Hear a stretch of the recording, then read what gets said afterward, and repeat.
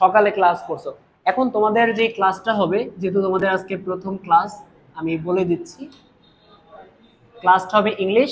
এবং তোমাদের আজ থেকে শুরু করে তুমি আরএস একাডেমিতে যতদিন থাকবা ইংলিশ ক্লাসে আমি তোমাদের সাথে থাকবো। আমার নাম হচ্ছে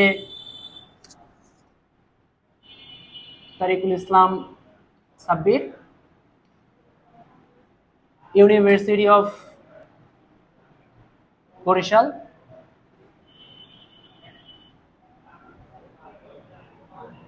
এক্স নরডেমিয়ান।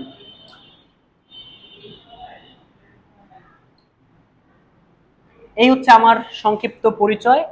যদি এর বাইরে কারোর কিছু জানার থাকে আমাকে বলো। ক্লাস শুরু করার আগে আমরা হচ্ছে একটু পরিচিত হয়ে নিব। আপাতত আর কিছু জানার আছে এর বাহিরে? আচ্ছা, ক্লাস করতে থাকি, যদি এর মাঝখানে মনে হয় যে না আরো কিছু জানার আছে জিজ্ঞাসা করবা, ঠিক আছে? ওকে, তো আজকে আমরা যেহেতু আমাদের প্রথম ক্লাস, আমরা খুবই খুবই খুবই মজার একটা টপিক দিয়ে শুরু করতে যাচ্ছি, স্পেশাল ইউজেস অফ ফ্রেজ। তোমরা স্কুল পর্যায়ে কখনো এই জিনিসটার নাম শোনো নাই, যে কি এই জিনিসটা? তোমরা 9-10-এ ট্যাগ কোশ্চেন করে আসছো না? তোমাদের স্কুলের ভিতরে সবচেয়ে সহজ যে টপিকটা ছিল সেটা কি? স্পেশাল, মানে সবচেয়ে সহজ টপিক ছিল ট্যাগ কোশ্চেন। সো স্কুল পর্যায়ের সবচেয়ে সহজ ব্যাকরণ ছিল ট্যাগ কোশ্চেন। ইন্টারমিডিয়েটের সবচেয়ে সহজ টপিক হচ্ছে special uses of phrase. Clear? So খুবই সহজ একটা টপিক, এবং এইটার মার্কস হচ্ছে 5। এবং তুমি যদি একটু চেষ্টা করো, ট্যাগ কোশ্চেনে যেমন 5-এ 5 পাওয়া যায়, স্পেশাল ইউজেস অফ ফ্রেজেও ঠিকই 5-এ 5 পাওয়া যায়। বুঝতে পারছো? আচ্ছা, তোমার ইংরেজিতে টোটাল মার্কস থাকবে হচ্ছে 200। এর ভিতরে 5-এ 5 এনশিওর করবে এই স্পেশাল ইউজেস অফ ফ্রেজ। এখন স্পেশাল ইউজেস অফ ফ্রেজ জিনিসটা আসলে কি দেখো। স্পেশাল মানে বিশেষ, স্পেশাল মানে কি? বিশেষ। ইউজ মানে ব্যবহার, আর ফ্রেজ মানে হচ্ছে এ গ্রুপ অফ ওয়ার্ডস। তার মানে এক কথায় যদি আমি অর্থ করি, ফ্রেজের বিশেষ ব্যবহার, তাই তো? ফ্রেজের বিশেষ ব্যবহার। আচ্ছা, তাহলে এখন প্রশ্ন হচ্ছে ফ্রেজ জিনিসটা আসলে কি? এই ফ্রেজ জিনিসটা আসলে কি? ফ্রেজ হচ্ছে একগুচ্ছ শব্দ। আচ্ছা, তুমি একটু এই দরজাটা একটু লাগাই দাও তো কষ্ট করে। আচ্ছা দেখো, এই ফ্রেজ কি? ফ্রেজ হচ্ছে এ গ্রুপ অফ ওয়ার্ডস, একগুচ্ছ শব্দ, একগুচ্ছ শব্দ। এখন দেখেন, একটু লক্ষ্য করো, আমরা জানি কি, যদি একটা বাক্য আমরা মেক করতে চাই, একটা সেন্টেন্স মেক করতে চাই, এর ভিতরে একটা অবশ্যই কি লাগবে? একটা ফাইনাইট ভার্ব লাগে। তোমরা কি এটা জেনে, মানে জানতা? তোমরা জানতা কি একটা মেইন ভার্ব লাগে, তাই না? একটা সিম্পল সেন্টেন্সের ভিতরে একটা মেইন ভার্ব অবশ্যই কি লাগবে। তো আমরা এইটাকে বলছি যে এটা হচ্ছে একটা ফাইনাইট ভার্ব। দেখো, পৃথিবীতে যত ভার্ব আছে, পৃথিবীতে যত ভার্ব আছে, তুমি মেইন ভার্ব, অক্সিলারি ভার্ব, তারপর হচ্ছে transitive verb, intransitive verb, cognitive verb, active verb, incohesive verb, তারপরে উইক ভার্ব, স্ট্রং ভার্ব, যত ভার্বই বলো, সব ভার্বগুলো আসছে দুইটা ক্যাটাগরি থেকে। একটা হচ্ছে ফাইনাইট ভার্ব, আরেকটা হচ্ছে কি নন ফাইনাইট ভার্ব। তোমরা অনেক সংজ্ঞা পড়েছো এই ফাইনাইট ভার্বের। এই ফাইনাইট ভার্ব অর্থ হচ্ছে সমাপিকা ক্রিয়া, আর নন ফাইনাইট ভার্ব শব্দের অর্থ হচ্ছে কি অসমাপিকা ক্রিয়া। তো এখন তোমরা হয়তো বইতে পড়ে আসছো যে ভার্ব বাক্যের অর্থ সম্পূর্ণ করে তাকে ফাইনাইট বলে, এই সেই, এগুলো পড়ে আসছো। এগুলো দরকার নেই, তুমি তো আর ইংরেজি পড়াবা না। তোমার যেটা জানা লাগবে সেটা হচ্ছে সহজে মনে রাখবা, ফাইনাইট ভার্ব হচ্ছে যে ভার্ব দেখে টেন্স চেনা যায়, মানে এমন ভার্ব যে ভার্ব দেখে কি টেন্স চেনা যায়, তাকে কি ভার্ব বলে? ফাইনাইট। এখন তুমি ভাবতেই পারো স্পেশাল ইউজেস অফ ফ্রেজ থেকে তোমার নন ফাইনাইট ভার্বে কেন আসলাম বা ফাইনাইট ভার্বে কেন আসলাম। দেখো, এই ফ্রেজ হচ্ছে একগুচ্ছ শব্দ, এ গ্রুপ অফ ওয়ার্ডস, যার মধ্যে কোনো ফাইনাইট ভার্ব থাকে না। মানে কি থাকবে না? ফাইনাইট ভার্ব থাকে না। তাহলে আমি যে বললাম ফ্রেজ মানে একগুচ্ছ শব্দ যার মধ্যে ফাইনাইট ভার্ব থাকে না, কিন্তু কি থাকবে? মিনিং থাকে, মিনিং থাকে। এখন তুমি যদি এইটাই না বুঝো যে ফাইনাইট ভার্ব কি আর নন ফাইনাইট ভার্ব কি, তাহলে কি হবে?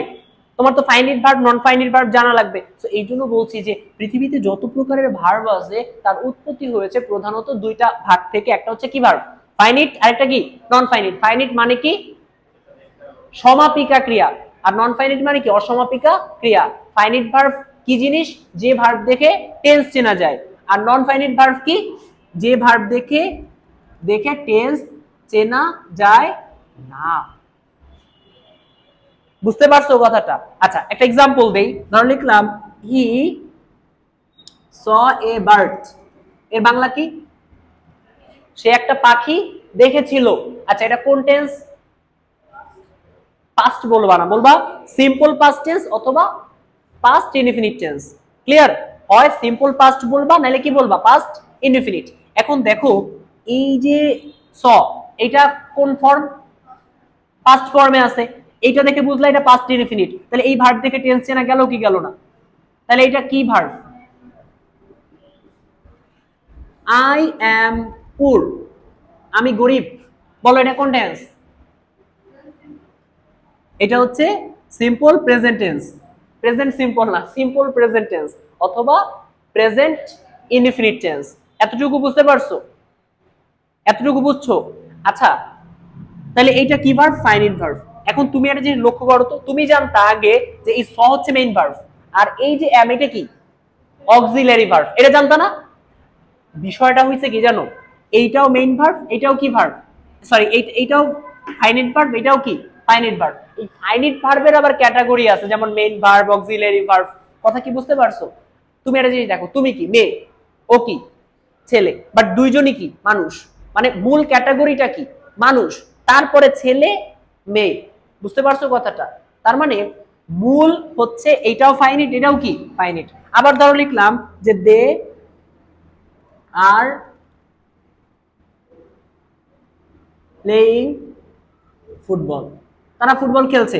বলো তো এইটা কোন টেন্স, প্রেজেন্ট কন্টিনিউয়াস টেন্স। তাহলে এটা তুমি বুঝলা কি করে, এম ইজ আর তারপরে ভার্বের সাথে আইএনজি দেখে, তাহলে এগুলা কি ভার্ব, ফাইনাইট ভার্ব। কথা কি বুঝতে পারছো? আবার যদি দুইটা ভার্ব পাশাপাশি থাকে তাহলে প্রথম ভার্বটা ফাইনাইট ভার্ব হয়। তাহলে মোটামুটি ফাইনাইট ভার্ব বুঝলাম, যে ভার্ব দেখে টেন্স চেনা যায়। আচ্ছা তাহলে নন ফাইনাইট ভার্ব কি হবে বলো তো, যে ভার্ব দেখে টেন্স চেনা। আমি একটা এক্সাম্পল লিখি, দেখো এগুলা মুছে দিই এবং খুবই মনোযোগ দিবা, কোশ্চেন করবা বারবার, আর না বুঝে বের হবা না। ওকে, অনেক কষ্ট করে গরমের ভিতরে আমরা আসছি, অবশ্যই বুঝে তারপর ক্লাস থেকে বের হবো ইনশাআল্লাহ। দেখো আমি যদি এরকম লিখি যে I saw her watching TV, এর বাংলা কি বলতো, আমি তাকে টিভি দেখতে দেখলাম, মানে আমি তাকে টিভি দেখতে দেখলাম। বলো এটা কোন টেন্স, পাস্ট ইনডিফিনিট। কেমনে বুঝলা? আচ্ছা এই একটা কি ভার্ব এই বাক্যের মধ্যে, আরো একটা আছে এই যে ওয়াচিং, তুমি এইটা দেখে টেন্স চিনছো না, সো এটার নাম ফাইনাইট ভার্ব। এইটা দেখে কি টেন্স চিনছো, তাহলে এটা নন ফাইনাইট। আমার হিসাব মিলছে? যে ভার্ব দেখে টেন্স চেনা যায় না ওইটা কি, হ্যাঁ, আর যেটা টেন্স চেনা যায় ওটা ফাইনাইট, যেটা চেনা যায় না ওটা নন ফাইনাইট। আবার ধরে লিখলাম যে I went to RS academy to learn something. আমি RS একাডেমিতে গিয়েছিলাম কিছু শিখতে। এখন দেখেন আপনারা এইখানে লেখা আছে went to RS academy to learn something. বলো এটা কোন টেন্স, পাস্ট ইনডিফিনিট। বুঝলা কি করে? ওয়েন্ট দেখে। আরো ভার্ব আছে না, এই যে টু লার্ন, লার্ন মানে কি শেখা, এটাও তো একটা ভার্ব নাকি? সো এটা দেখে টেন্স চিনতে পারছো? পারো নাই। সো এটা নন ফাইনাইট আর এটা হচ্ছে ফাইনাইট ভার্ব। ক্লিয়ার? বুঝতে পারছো? তাহলে ফাইনাইট আর নন ফাইনাইট নিয়ে কোনো কোশ্চেন আছে কারো? আচ্ছা তাহলে এইবার আসো আমরা একটু স্পেশাল ইউজেস অফ ফ্রেজের কথা বলি। স্পেশাল ইউজেস অফ ফ্রেজ এমন একগুচ্ছ শব্দ যার ভিতরে কি থাকে না, মানে কোন রকমের ফাইনাইট ভার্ব থাকে না, কিন্তু এর কি থাকবে, অর্থ থাকবে। যেমন আমি যদি লিখি, দেখো লেট অ্যালোন। আচ্ছা বলো তো এই লেট অ্যালোন এর মধ্যে কোনো ফাইনাইট ভার্ব আছে? দেখো তো আছে, কিন্তু এর অর্থ আছে। এর অর্থ হচ্ছে প্রশ্নই আসে না।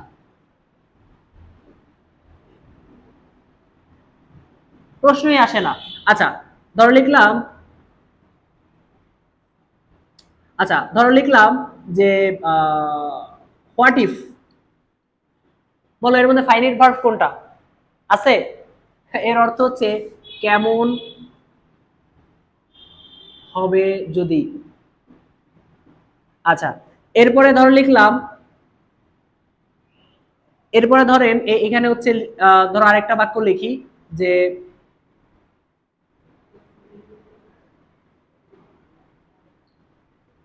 অ্যাজ ইফ, বলো এর মধ্যে ফাইনাইট ভার্ব আছে? নাই, কিন্তু এর মধ্যে কি আছে? অর্থ আছে, যেন।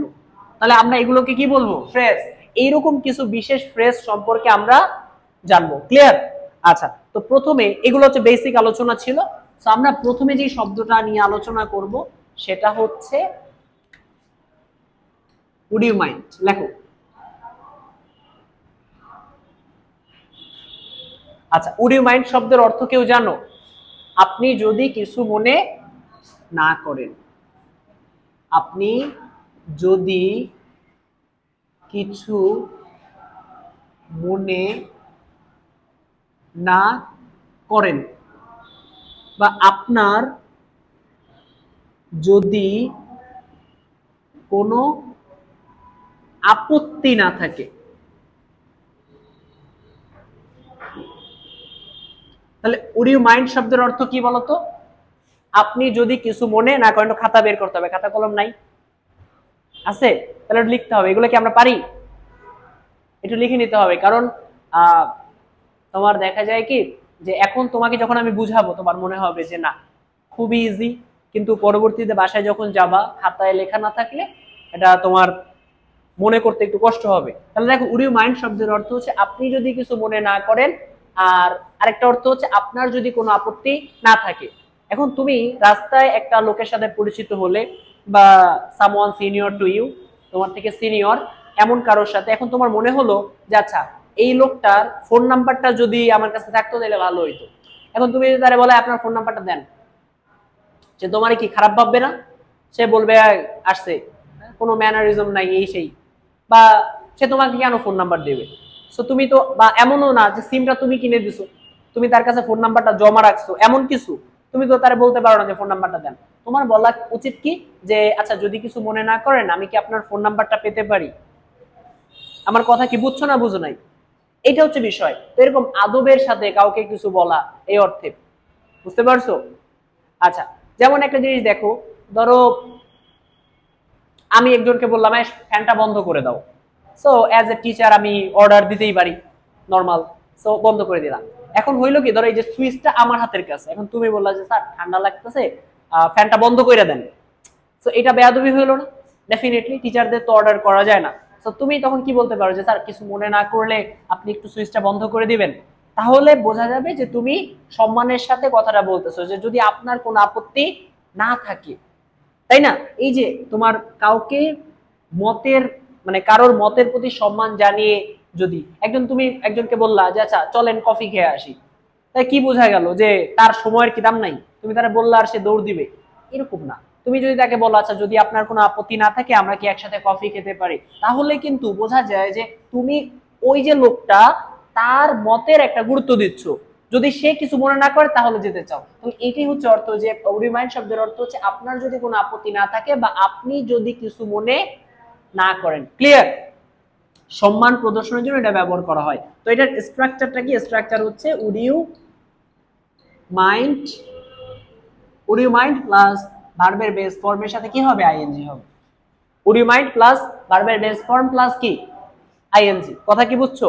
আচ্ছা এখন একটা প্রশ্ন তোমার মনে আসতে পারে যে স্যার এই যে মাইন্ডের পরে ভার্বের সাথে আইএনজি এটা কেন? এটা তো তোমরা জানো হয়তো, মাইন্ড মানে কি? কোনো কিছু মনে করা। তাই এটা একটা ভার্ব না? যদি পাশাপাশি দুইটা ভার্ব বসে পরবর্তী ভার্বের সাথে আইএনজি হয়, এই নিয়মটা তো স্কুলে শেখানো হয়। পারো এটা? যে যদি দুইটা ভার্ব পাশাপাশি থাকে পরের ভার্বটা কি হয়ে যায়? আইএনজি হয়ে যায়, তাই না?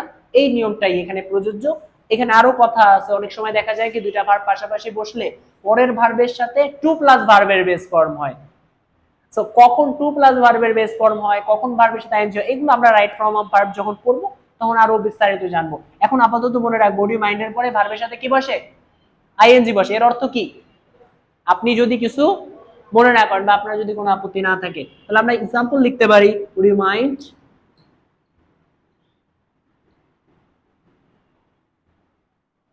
mind giving me a glass of water?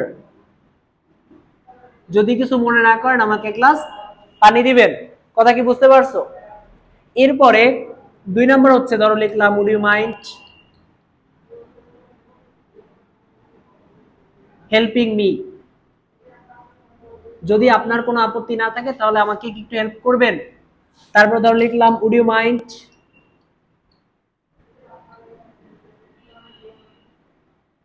mind closing the window? would you mind closing the window মানে যদি কিছু মনে না করেন জানালাটাও কি বন্ধ করে দিবেন। তারপর ধরো লিখলাম would you mind।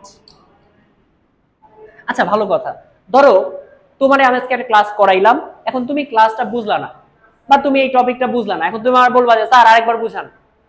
এটা কোনো কথা হইলো? আরেকবার বুঝান। হ্যাঁ, তুমি তো আমার বস না যে তুমি বলো আরেকবার বুঝান, এরকম না।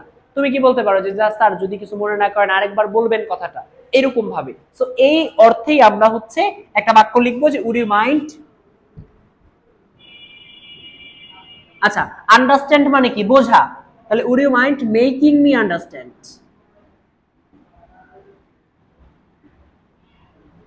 would you mind making me understand once again? মানে আমাকে কি আরেকবার বুঝাই দিবেন কিছু মনে না করলে?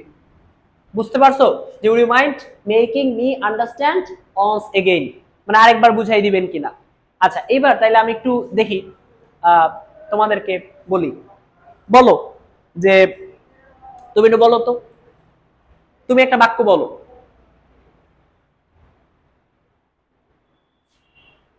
একটু কুইক বলতে হবে, বলো কি হতে পারে?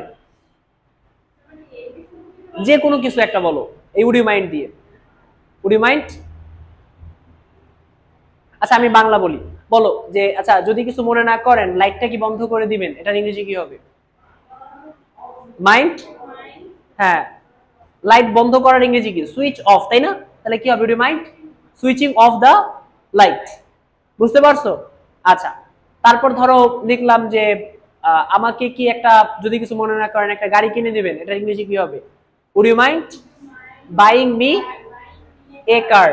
বুঝতে পারছো? বা শার্ট, হ্যাঁ যা মন চায়। তুমি কি বুঝতে পারছো? এই যে ছেলে একটা বাক্য বলো তো। হ্যাঁ এইটা দিয়া যে কোনো একটা বাক্য বলো would you mind দিয়ে। would you mind doing this? কথা কি বুঝতে পারছো? আচ্ছা আশা করি এটা নিয়ে কারো কোনো সমস্যা নাই। আমরা পরবর্তী নিয়মটায় যাই, দ্বিতীয় যেটা what does ...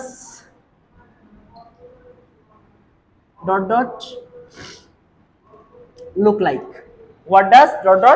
look like? এটার বাংলা অর্থ হচ্ছে এটা দেখতে কেমন। এটা দেখতে কেমন। দেখো খেয়াল করো, এইটা বলার পর তোমাদের বলবো যে তোমাদের প্রশ্নটা আসলে পরীক্ষায় কিভাবে আসে এবং কিভাবে অ্যান্সার করতে হয়। দেখো what does look like এর বাংলা অর্থ কি?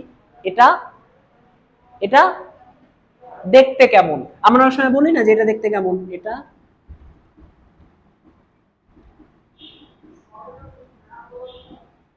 দেখতে কেমন। আমরা অনেক সময় বলি যে আচ্ছা ক্লাসটা দেখতে কেমন, what does the class look like. মানে আবার বলি যে আচ্ছা মেয়েটা দেখতে কেমন। তারপর আমরা অনেক সময় না পাত্রী দেখতে গেলে বলে যে আচ্ছা মেয়েটা কেমন। হ্যাঁ এই যে দেখতে কেমন। তারপর ধরো তুমি বললা যে আচ্ছা পোশাকটা দেখতে কেমন, আমার হচ্ছে এই শাড়িটা দেখতে কেমন, তারপর মার্কারটা দেখতে কেমন।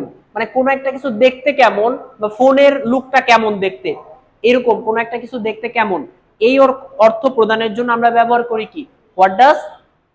Look like. এই ডট যে দিলাম এখানে তুমি যেটা দেখতে কেমন বোঝাতে চাও সেইটা বসাবা। What does the scarf look like, what does the কি বলে what does the watch look like, what does the shirt look like, what does the T shirt look like. এরকম কথা কি বুঝতে পারছো? কোন একটা কিছু দেখতে কেমন এমন অর্থ প্রদানের জন্য আমরা ব্যবহার করব কি হোয়াট ডাজ লুক লাইক। তাহলে এখানে দেখেন, হ্যাঁ কি কি ব্যক্তির ক্ষেত্রে যদি আমি তো বললামই, যদি ব্যক্তি what does the man look like, what does he look like, ওই যে হিটা হচ্ছে সাবজেক্ট, তাহলে তো ডাজ ই বসবে। বুঝো নাই মনে হয়। হ্যাঁ হোয়াট ই বসবে। হাউ ডাজ এটা হয়, বাট আমরা একটা স্ট্রাকচার শিখতেছি যে এই স্ট্রাকচার দিয়ে বলা যায়। যেমন আমি তোমাকে একটা জিনিস বলি, কিছু কিছু জিনিস আছে যেগুলা তুমি হচ্ছে সরাসরি অর্থ দিয়া মিলাইতে পারবা না। যেমন আমি যদি বলি এরকম যে এ ধর লিখলাম হচ্ছে এ ব্যাড ওয়ার্কম্যান, বলো তো এর বাংলা কি? হ্যাঁ হ্যাঁ, এটার অর্থ কি আসবে? এই তো, তার মানে একজন খারাপ কর্মী তার যন্ত্রাংশের সাথে ঝগড়া করে, এরকম অর্থ আসে। কিন্তু আদৌ কি অর্থটা এমন? নাকি নাচতে না জানলে উঠান বাঁকা? তো কিছু কিছু জিনিস আছে যে ওইভাবে সেট করা থাকে। আমি তো একটু আগেই বললাম যে what does the girl look like, তাহলে মেয়েটা দেখতে কেমন, তাইলে এখানে তোমার ছেলেটা দেখতে কেমন, এটাও কি হবে হোয়াট ডাজ দ্য বয় বা হোয়াট ডাজ দ্য ম্যান